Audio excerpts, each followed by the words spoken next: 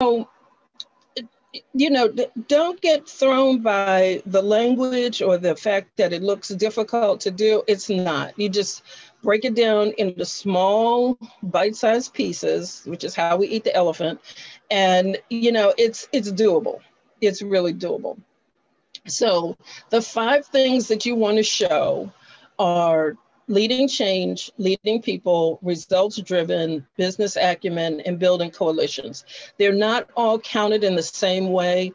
As a general rule, about 40% of the measurement is results-driven. That counts higher than anything else. And the other thing just to note is when you're in the STS, you will still be evaluated on these 5 categories throughout your career. You don't just write them and they go away. They will continue to be how you're measured throughout your career. So, you know, some of them are kind of self-explanatory. I'll talk about them really, really briefly.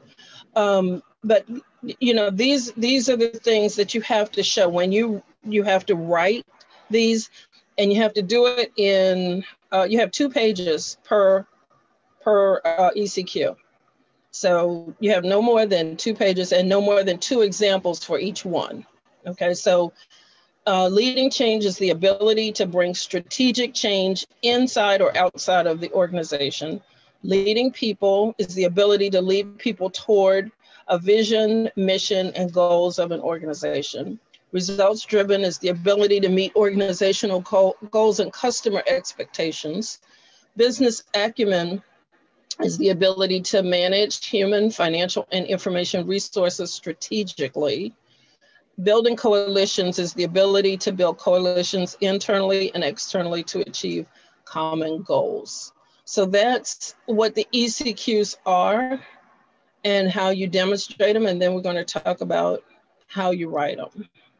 Oh, well, before we get to how you write them, each ECQ has from 3 to 6 competencies. There are 22 competencies altogether.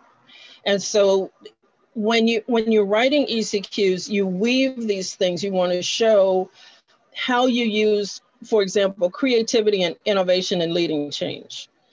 And external awareness, that you had external awareness, that you had flexibility, resilience, strategic thinking, and vision. And you weave the competencies into leading change.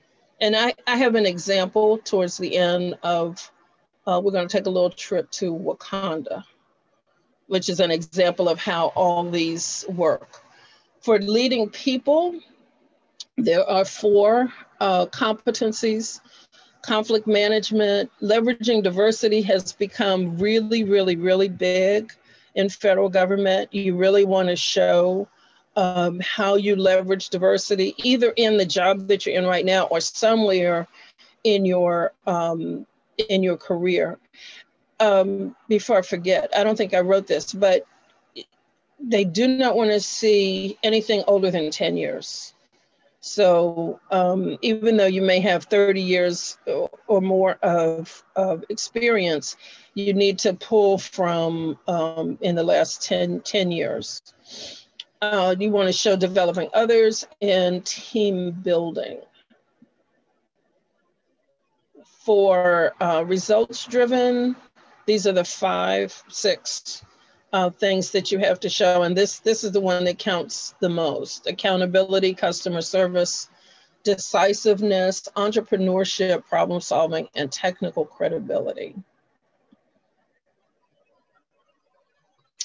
This is the smallest one in business acumen, financial management, human capital management, technology management. And even all of these things, even if this wasn't your title, you need to be able to show somehow that, you know, you did some of these things. I mean, human capital management that can be volunteer work. That can be, you know, if you served on a board or you served in 40 plus and you manage people or you manage technology or you've gotten people together, which is the next one actually, in building coalitions. and Carol, partnering, political savvy, influencing, and negotiating. Yeah. just a quick question. Sure. Does volunteering also include working for a political party, even though it's specific to the core competencies you're trying to identify? It can, yeah. The volunteering part is, but you want to be careful not to use the names, you know, so you don't want to say something like, well, I campaigned for, or I was the strategist for Senator so-and-so, and Senator so-and-so knows me and really likes me a lot. you know, you want to stay away from that kind of thing. Yeah. But you know, what you did is more important than who. Mm-hmm. So if you want to, you know, kind of structure it that way, that would be good. Okay, thank you. Sure.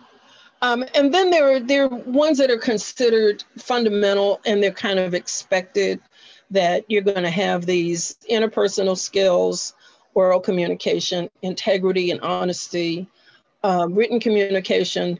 So that means having typos or poor grammar will get you bounced.